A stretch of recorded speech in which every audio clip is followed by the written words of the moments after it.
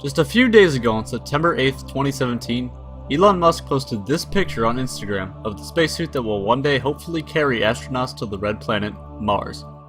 This is the first full-body photo of the suit and has reignited much of the public's interest in a future trip to Mars. Many questions have since resurfaced, alongside many new ones, but one question that is engraved in everyone's mind is, how much is this all gonna cost? So, let's figure it out.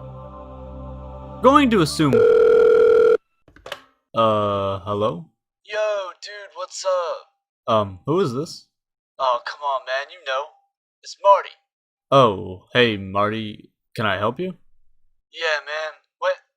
When you gonna come visit me, man? Kind of working on figuring that out right now. Do you need something? Oh, that's awesome, dude. Hey, dude. What? Dude. What do you want? Can you bring some more chips, man? I'm almost out.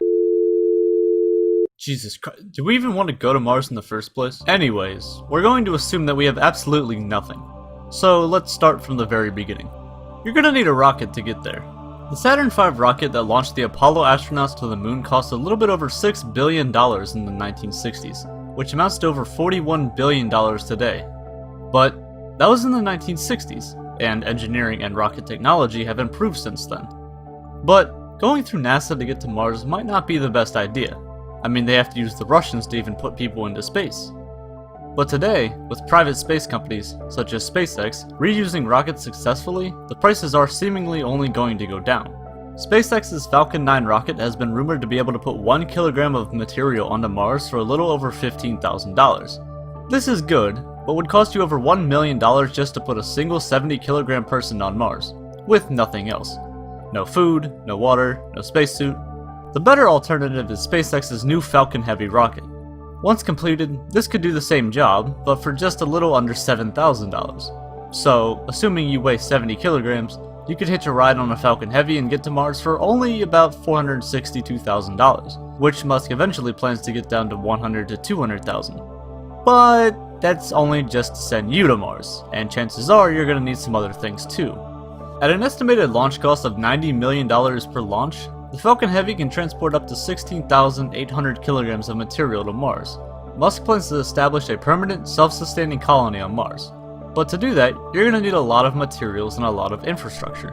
Notice how he said self-sustaining, meaning without outside influence. In order to create this self-sustaining colony, these first few trips would most likely be mostly or entirely just materials. But although 16,000 kilograms of material sounds like a lot, it really isn't. To put this into perspective, it's only about twice the size of an elephant. So bringing an entire colony's worth of materials on thousands of Falcon Heavy rockets isn't exactly the brightest idea. This is where the interplanetary transport system comes in handy. When completed, the ITS will be the largest rocket ever created by mankind. It will be capable of launching up to 600 tons of material into Earth orbit, whereas the Saturn V rocket could only lift 150 tons. The ITS will be powered by 21 Raptor engines, which are 3 times stronger than the Merlin engines that currently power the Falcon 9 and the Falcon Heavy. The ITS will first be launched into orbit around Earth, and then, with additions of reusable rockets, be refueled while in orbit. About every 2 years or so, Earth and Mars are in opposition of each other, meaning that they are in optimal positions for a mission to the Red Planet.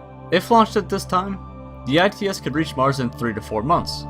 So that's great, we've made it to Mars successfully and landed without dying. There's just a small problem here.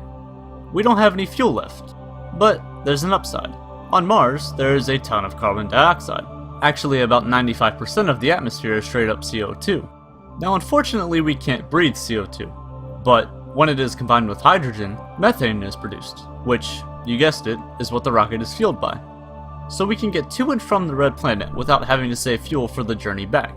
Musk plans to eventually send thousands of these rockets to and from Mars, with the intention of establishing a colony of up to 1 million people on the planet, the first of which he optimistically says could be launched in 2024. In theory, the idea of the ITS is great, but that's without looking at its flaws. Current estimates place the cost of building the ITS at about $10 billion, which isn't exactly cheap, and if you're going to be building thousands of these, then you might want to start looking for some spare change.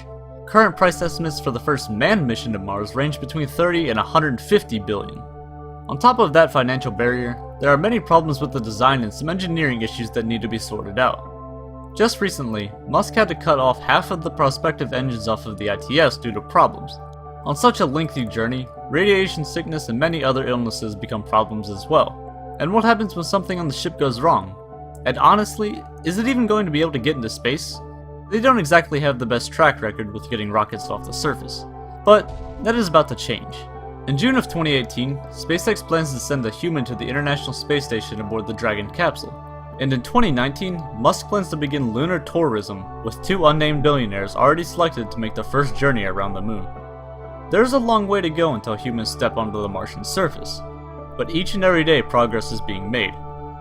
Who knows who the first person to step foot on the dusty planet will be? It might even be you watching this right now. Only time will tell. Thanks for watching.